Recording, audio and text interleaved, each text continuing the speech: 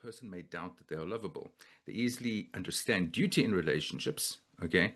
And that's why Moon Saturn, particularly good aspects, can make people take their domestic and familial responsibilities very seriously, but there can be a lack of joy, okay?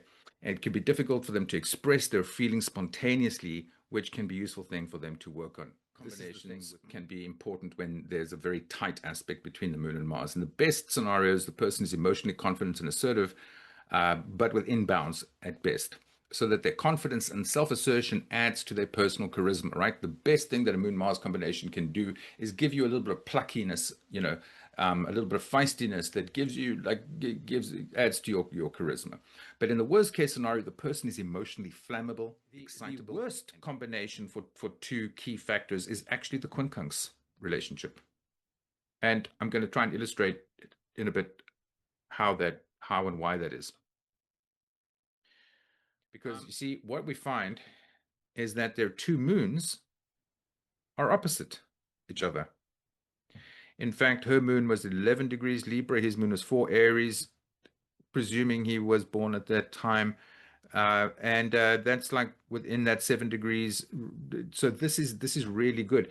In fact, I've even read that in Vedic astrology, they believe that even when many other factors between two charts are not compatible, if the two moons are in opposite signs, it can go. It's created or generated by taking the midpoints of the two ascendants, the midpoints of the two suns, the midpoints of the two moons to create a single chart.